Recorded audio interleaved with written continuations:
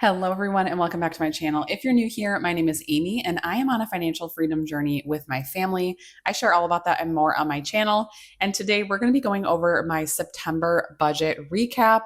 I don't think I filmed one of these for August. I was kind of taking a hiatus from my channel for a little bit. So excited to be back with recapping the months. September was a great month for us, back to school, and just so busy. So, really looking forward to talking through September today.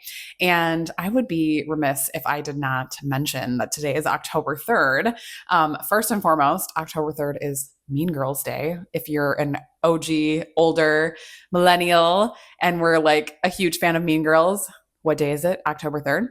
And also, if you're a Swiftie, it is the Life of a Showgirl release day. So happy release day if you are celebrating. I did stay up way too late and listened to the album last night, which I am thoroughly regretting this morning because I am exhausted. But there are quite a few songs on there that I really enjoy, some that I don't enjoy as much. But overall, I think it's a fun album. It always takes me like a few listens through to really like absorb the album and like kind of figure out my thoughts.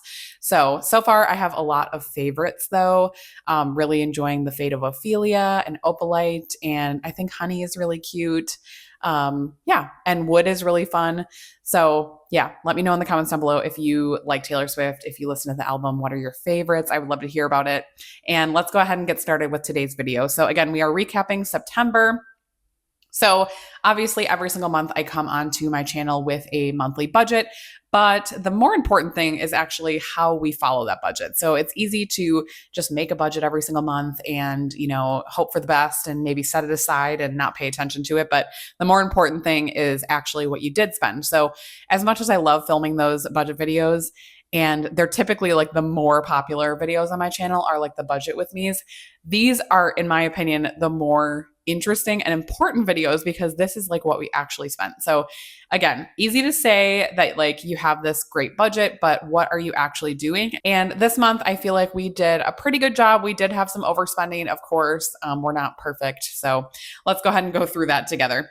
So W-2 income, we had budgeted 7,700 and we actually took home 7,700. Then for side hustles, we do not budget for the side hustles, but we did bring home 176 for the month of September. So that brought our total income to $7,876. Now, this is our net income. So this is after taxes, after insurances, 401k, all of that. So this is what actually hits our bank account. We also have an HSA. So this is truly what hits our bank account for us to be able to budget with. So $7,876. So first category is our fixed expenses for the month. So first fixed expense is our mortgage. We had budgeted $2,400 for our mortgage and we did spend $2,400 on our mortgage. That's just about 30% of our net income, which we're really comfortable with. Our mortgage is actually closer to like $2,365, I think, or $2,363 or something. We did start rounding this up recently, so we're doing $2,400 even.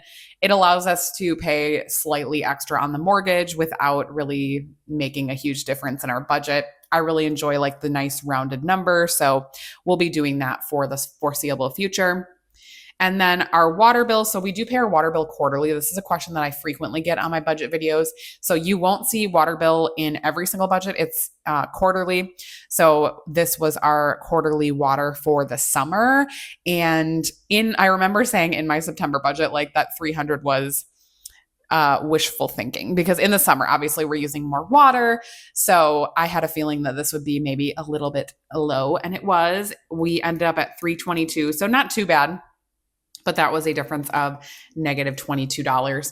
But yeah, probably should have gone closer to like 325. But I'm actually impressed that we didn't use more water because we did have quite a few like water activities going on over the summer. So I'm super happy with that. I definitely thought it might be a little bit higher. And then daycare. So my son did start daycare this month, and that will be $1,200 for the month. So that is a new expense for September. And yeah, that is 15% of our net income, which is not fun, but super glad that he's back in school. He's really enjoying it. He's having a great time. I really love the place where he's at. I feel like he's learning and having fun and like growing connections with friends. And it's just so fun to see. So as much as it pains me sometimes to pay this money, it is well worth it for him. He is really enjoying it. So then we have our Peloton membership. I don't know if you guys are Peloton members or even if you just saw the news, but they are increasing the Peloton membership, which is a bummer. It's going up to 50. So it's not a huge increase. We still do really love our bike and tread, and we do really enjoy using those. And so I do still feel like it is a fair value for us. We get a lot of use out of it. It essentially replaces a gym for us, a gym membership for us. In this season of life, it is not realistic for neither my husband or I to be able to really go to a gym. And if we did, it would have to be a gym with childcare, which those can be in our area upwards of like $200 a month with the childcare. So honestly, even though we did have to obviously invest in the Peloton pieces themselves, we have been doing that over the last few years. And so I do feel like it's worth it for us. As much as I was bummed out that it did increase, like we're still going to keep it. Like nothing will change for us, but I will have to update that. Ours won't actually be increasing though until November because we pay it on like the 2nd. So we just had it come out for October and it was still 46.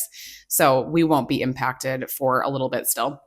Then we have our electric and gas. This is on budget billing, which I've been really enjoying. And we are at $204 a month for our electric and gas. If you're new here, we live in Wisconsin. So we do have pretty like wild weather. Like we have like 100-degree weather in the summer, and then we have like negative 20-degree weather in the winter. So very strong swings depending on the time of year. And then like spring and fall are typically very mild. So like we really have like super low bills in like October, April, May, those type of time frames.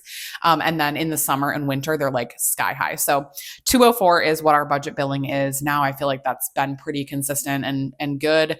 So yeah, I think that auto resets in April. So we've got a little while yet on that.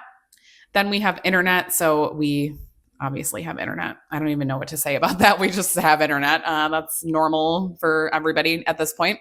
$60 a month for our internet.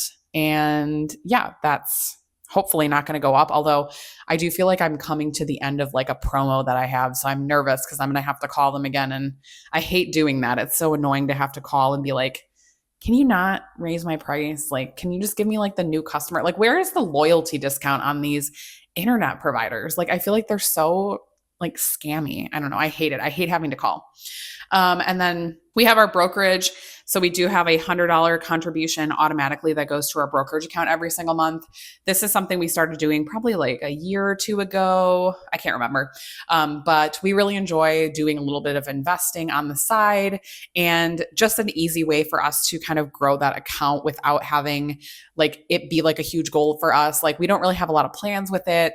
It's still a relatively low balance right now. So like there's nothing major going on, but we like to just have that little bit going into that investing that's not necessarily tied to retirement, because my husband and I both do hope to retire early. And so over the next few years, we will be considering that strategy a little bit more, because we do, I feel like, have our retirement in a pretty good place.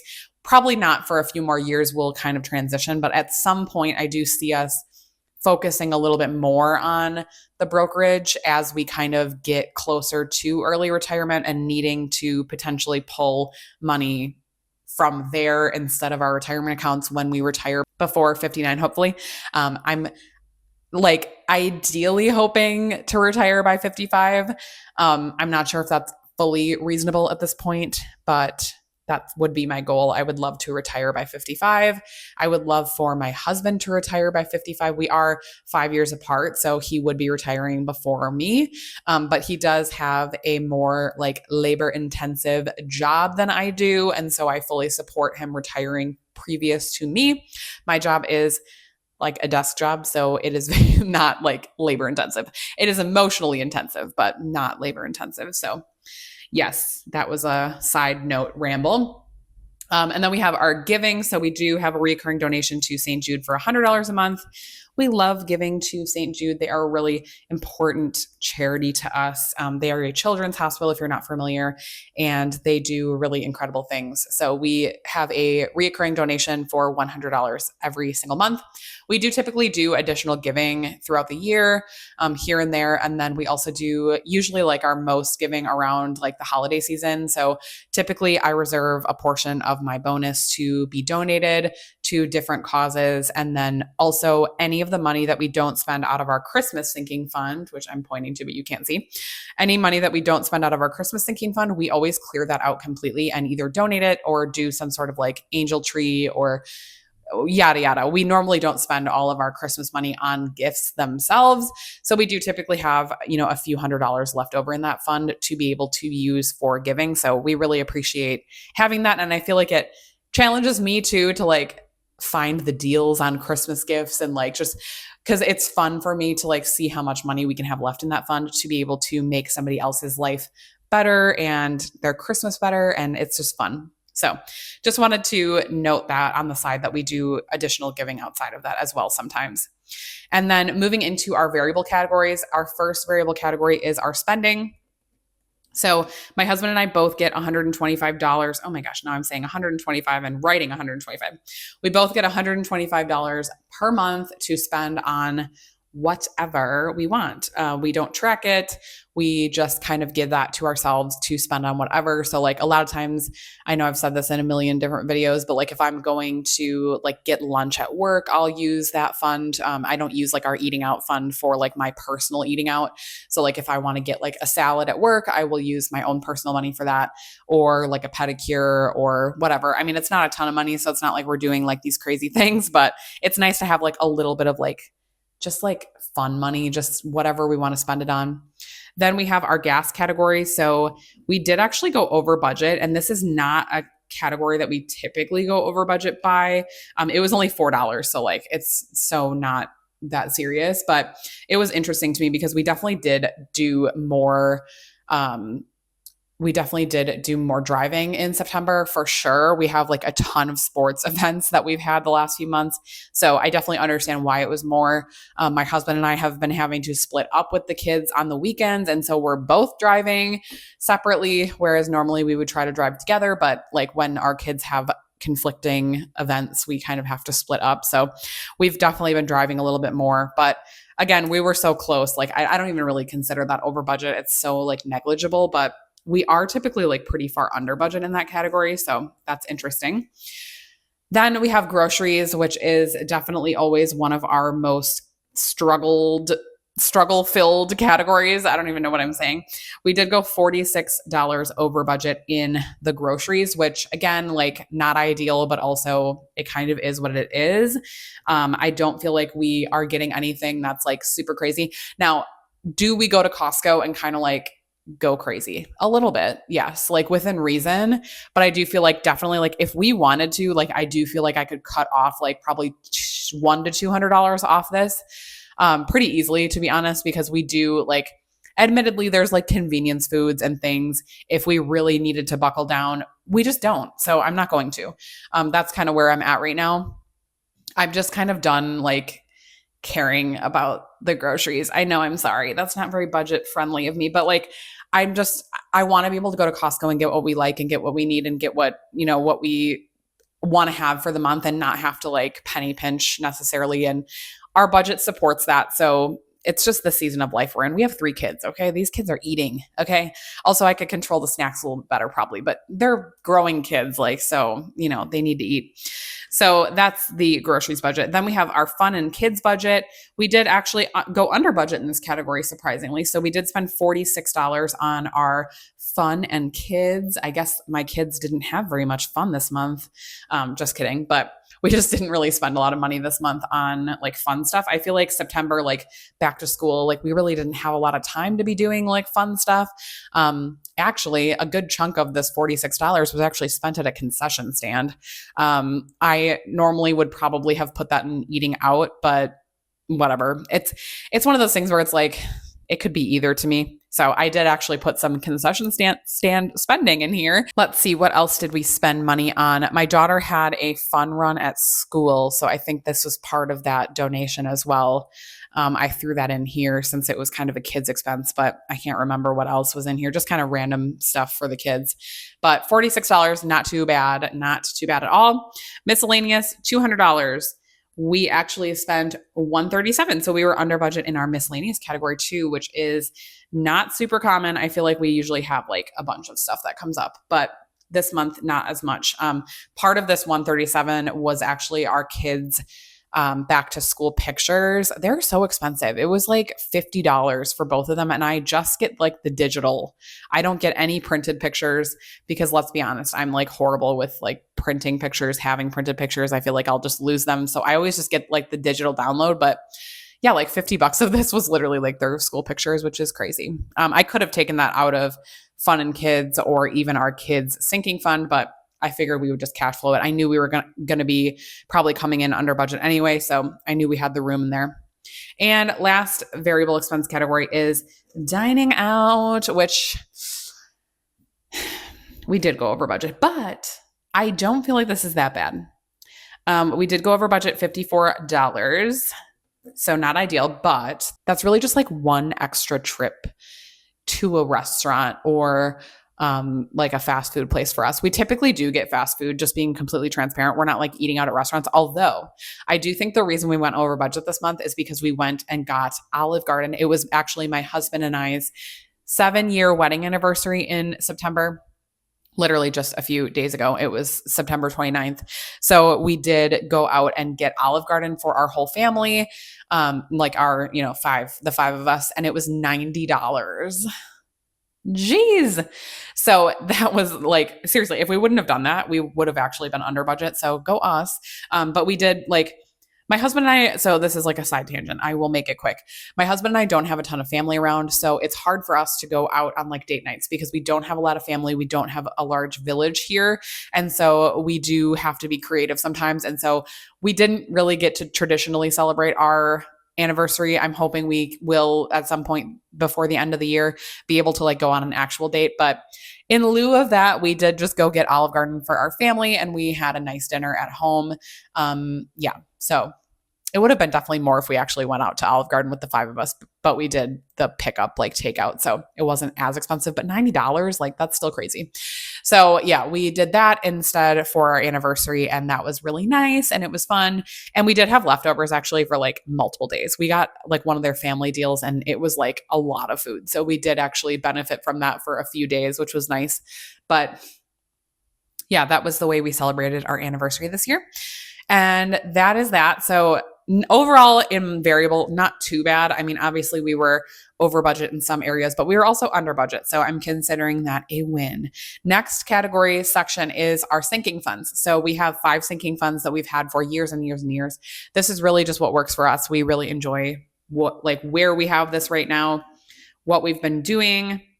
So for car, we did 100, for kids, 50, home, 100, vacation, 200, Christmas, 100. And that is exactly what we did. So that was a total of $550 going to sinking funds this month, which is great. Happy with that. I do feel like we are at like a good spot with our sinking funds for the most part. If you've been on my channel for a little while, you know that we did have a windfall happen to us earlier this year. And so we do have like our sinking funds are like pretty beefed up right now because we put that money directly into savings. We didn't spend any of it really, although I did tell you guys that we are going on a cruise. My youngest is here, so I don't want him to hear, although he wouldn't really understand anyway, but we're going on a cruise in January. So that part of that money has been spent now because we did have to pay like the fee, we had to pay the remainder of that a couple weeks ago. So we did have to spend some of that, but we do still have like a good amount in all of our sinking funds because of that windfall, which is amazing and super awesome. So glad that we had that come through for us. It was such an amazing thing to happen. I mean, obviously the circumstances around it weren't great, but yeah, it was like just an amazing blessing for our family to have like that lump sum of money come in. It really took the stress off of our sinking funds. It allowed us to really like fund them well. And so now we're just trying to like maintain, continue putting money into them, continuing to build them up for the future. And yeah, we could probably take a break from funding them, but I don't want to. I want to continue to fund them and get a really good, healthy balance in all of those so that we feel really comfortable. It's also a nice, like, extra emergency fund in case anything were to happen. Obviously, if you've been on my channel for a while, you know my husband lost his job last year. And so, still, like, it was actually almost exactly a year ago at this point, a year ago, like a week ago. So yeah, we, obviously, like, he has a new job now, and things are going well with that. And like, we feel really comfortable where we're at, but just having a job loss happen to you, I feel like does kind of change your perspective. So we're definitely grateful that we have a lot of extra in our sinking funds right now. We have a fully funded emergency fund. So we're feeling like really comfortable, which is amazing. So then, oh, sorry, I was talking and didn't even reference. We did put $850 into my husband's Roth IRA. That is the current financial goal we're working on. So that was great. That was 10% of our income for the month. Again, that's a little bit lower than we like to see normally, but with all of the additional expenses, with everything else that we had this month, we are good with that. So 10% of our take home went to our financial goal. And let's go ahead and do our recap. So our total income for the month, again, was the $78.76. Our total expenses were $79.69. So we actually were negative $93, which, again, not ideal. Honestly, we would have been really on track had we not gotten that Olive Garden. I feel like what I'm learning from this video is that Olive Garden really threw a wrench in my budget. Jeez. But I'm just joking. Yeah, like, some of the overspending, obviously, like, we did go over a little bit. We do have a buffer in our checking account, so nothing actually went negative. It's all good.